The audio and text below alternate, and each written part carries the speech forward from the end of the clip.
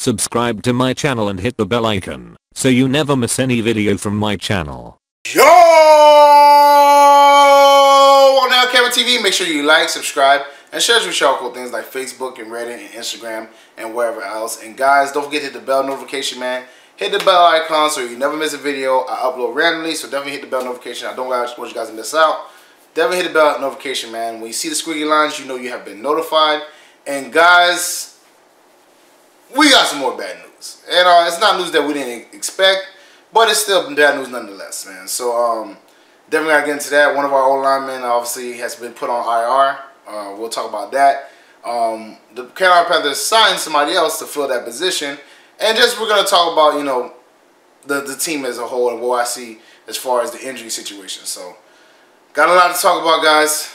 So let's get started. The Carolina Panthers right tackle Daryl Williams was put on injury reserve, obviously, because his knee situation. If y'all don't know the situation with Daryl Williams, basically in the training camp, he injured his knee. He tore his MCL and he dislocated his patella. Now, mind you, everybody was saying that he's going to need surgery. They tried to rehab it and work it back in. They rehabbed it, looked pretty good actually. Came back in, played against the Dallas Cowboys, and somebody fell into his knee and re-injured it. Or probably completely injured it because it was just rehabbing. So now he is getting knee surgery. They put him on injury reserve. They have not put out, you know, if it's season ending. I don't think it is, because if it was season ending, they probably would just say season ending injury. But, you know, he is on IR, so he's going to be gone for like, you know, 8 or 9 weeks or whatever it is at least. So we'll see how that plays out, man. But like I said, this is definitely a big blow, man. He was an All-Pro in 2017. Very good right tackle. Obviously was looking to get paid, and that's part of the reason why he didn't want to get the surgery. But, you know, obviously I do understand him wanting to get paid, and from what the reports were before he got injured was that he wanted a lot of money, and the Panthers and him were not close at all as far as the money goes. But, you know, so on your final contract year, when you want to prove that, you know, it wasn't a fluke, because obviously he only had 1 year of dominance, which was last year. Before that, he was not, you know, really playing that much and not being, you know, he wasn't that good either. So definitely he wanted to prove that, you know, it wasn't a fluke. He could still keep that level of play. But, you know, he doesn't seem like he's going to have that opportunity. And if he does, it's going to be at the very end of the season. Hopefully if he made the playoffs or something like that, whatever. So it sucks. Obviously, you know, like I said, he was All-Pro 2017. But, you know, it is what it is. The Panthers, you know, like I said, it's always next man up mentality.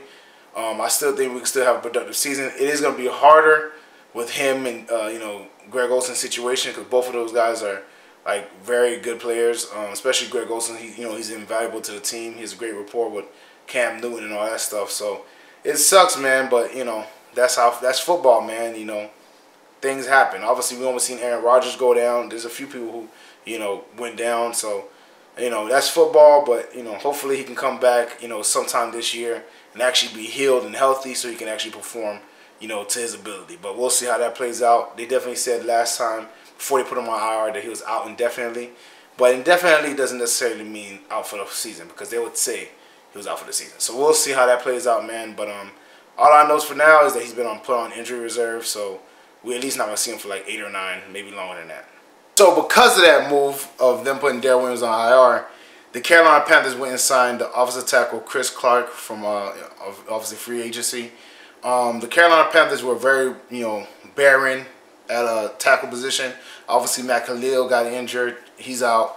You know, obviously, Daryl Williams is injured. He's out. So basically, the only people we had like listed as tackles were Taylor Moton and Corey Robinson, the guy we traded for. You know, so we definitely need more tackle help. And Corey Robinson, obviously, you know, we traded for him, but he's not supposed to be like, you know, he's not, you know, that great as far as that, whatever. But Chris Clark actually, you know, started for the Texans last season for like 7 games before he got put on IR because of ankle injury. So, you know, he has some starting experience. He played for a bunch of teams, the Broncos, the Vikings. He bounced around for a little while. I think he was on the Vikings practice squad for a little while too. So he definitely rose his way through the ranks. He was undrafted, so he rose his way through the ranks. Something like Andrew Norwell, but just not as good, obviously. But, you know, he rose his way through the ranks, and we'll see who, you know, I think it will be a competition between Chris Clark and Corey Robinson. I think Chris Clark, obviously he plays both left and right tackle. So, you know, I think it'll be a battle between them two. But I think Chris Clark will probably win it out. I don't know if any one of those options will be better than Amini Silatolu. But like I said, as soon as Amini got in last game, he got beat. So I don't know if that's, you know, hopefully they'll be better than that. But we'll see how that plays out, man. Because we definitely need tackles, man. Obviously, Taylor Moton was drafted to be the right tackle. But stuff changed. So he was drafted to be the right tackle. Daryl Williams played so good they couldn't really put him at right tackle. So now it was like, okay, we're going to leave Daryl Williams at right tackle. We're going to put him at guard because Andrew Norwell left. But, you know, Amini was leading the pack in that situation. And then Matt Khalil goes down, so he goes down to left tackle, which he's doing pretty good at too. So he's been moving around. He's a very intelligent player, but, you know, knows a lot of positions, so he's moving around. But like I said, you know, as far as the tackle situation, hopefully, you know, it pans out. We're all going against the Atlanta Falcons, so, you know, they have a pretty good pass rush, so we definitely need our O-linemen to be in tip-top shape. But the other thing I want to talk about, man, is Greg Olson. You know, obviously, I'm a fan of Greg Olson. I like Greg Olson a lot, man, but I think he's doing something that because he wants to play so much that's not going to be beneficial for the team in the long run. Now, obviously, Greg Olson is being replaced by Ian Thomas as of, you know, for right now or whatever. And Greg Olson, you know, refractured his foot, and he said he's gonna just sit off here for a few weeks and then come back and try to, you know, hold off the surgery to the end of the season. I'm not for that, and the reason why I'm not for that is because obviously we just seen what happened with, you know, Daryl Williams. Daryl Williams tried the same thing basically because it was a contract year. He tried to hold off on the surgery. He said, "Man, I want to rehab it, you know, get the surgery and come back this year, you know, whatever have you, at some point in time." And the Panthers was like, "Okay, we'll try that with you. We'll do that." First game of the season, he gets injured again because he didn't, you know, get the injury completely repaired. Everybody was saying that he's probably gonna have to get repaired because obviously, you know, it's a serious injury. But, you know, obviously in a contract year, you try your best to play. So he tried, but it didn't work out. And I think the same situation will happen with Greg. With Greg, he actually did have surgery last year. You know, he did get it fixed last year during the season. He was out for, like, you know, extended period of time. But he came back and he was fine. This year he refractured it. I would rather him go get the surgery now. Hopefully you can come back before the season's over, which I think he would be because I think that's what happened last year. And you know, it'll be fine. But holding out, I feel like what's gonna happen is he's gonna hold out. He's gonna, you know, stay off of it for a few weeks, maybe a few months, like a month or two, and he gonna come back. He gonna play again. He gonna re-injure or injure it worse, and then he's definitely gonna be out for, you know, our whole playoff run, which I don't want for him. So I'd rather him to go get the surgery. And I understand, you know, you want to be out there, you want to play with your brothers and also that whatever. And he definitely had you know, he was always very healthy before his foot injury situation. He never really missed games. You know what I'm saying? I think the last game he raced before the last 2 years was in his rookie campaign. So he's definitely like an Iron Man type of person. He's very healthy. He stays healthy, keeps his body in shape. But you got to be smart about, you know, the game. You got to be smart about what you're doing.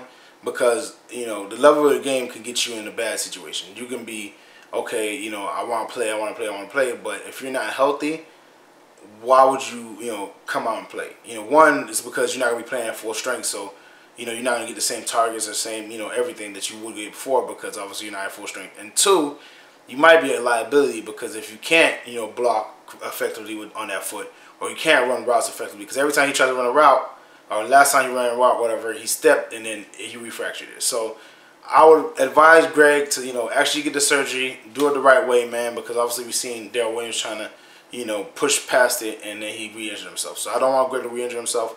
Greg, I know you want to play the game, man, but you got to be smart about this, man.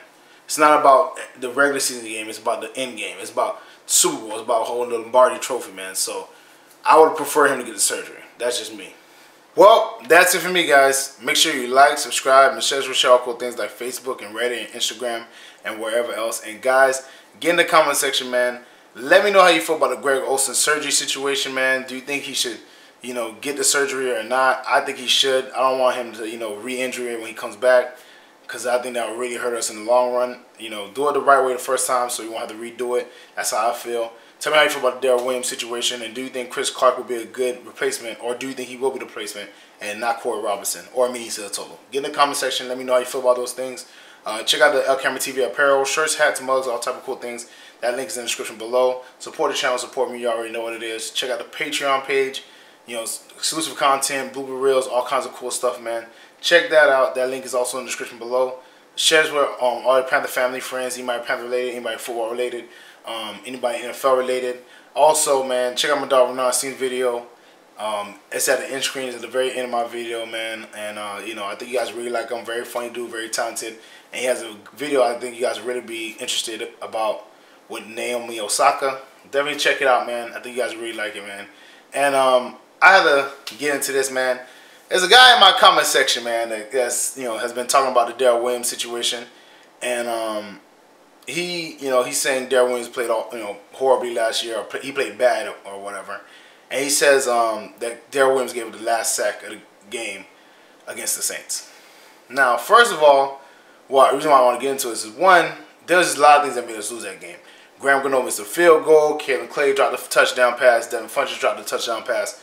There's a bunch of things that made us lose that game. But even the Daryl Williams situation where he did get beat at the end of the game, and yes, he did get beat, he wasn't the one that gave up the sack. A blitzer came through the middle of the field, grabbed Cam Newton, sacked him. Now, mind you, did the DN that beat Daryl Williams help? Yeah, sure. But you gotta remember, Dan, that this is football. No receiver beats every cornerback all the time. It doesn't happen. No cornerback beats every receiver all the time. It does not happen, because this is football. Everybody's gonna have a good play and a bad play. But Daryl Williams overall was a very good player. We can't harp on one situation and think that's the only situation that matters. I mean, there's no way he becomes an All-Pro in 2017 if he was horrible. So for the person that in my comment section, and you know who you are, I'm not trying to call you out or anything. I just want to answer your question on, obviously the video. But Daryl Williams is not a bad tackle. He's, you may, think he needs improvement in some places. Sure, everybody needs improvement. But you can't become an All-Pro by not being good at your job. They have like, 32 right tackles in the league. If they wanted to use somebody else, trust me, they would have, man. So, just let you know, man, don't just take one scenario and make it, the truth, because it's not the truth. Look at all, his body of work, look at everything he's done. I watched, the whole highlight tape of that whole game. And Matt Khalil got beat way more times than Daryl Williams did, but nobody said anything about Matt Khalil. And that's just me being honest. You know what I'm saying? Obviously I'm not trying to come for Matt Khalil. Anyways, he's also injured, so I don't want to get into that. But, don't let one play signify a person's whole season, because everybody gets beat on the play. That is how things are.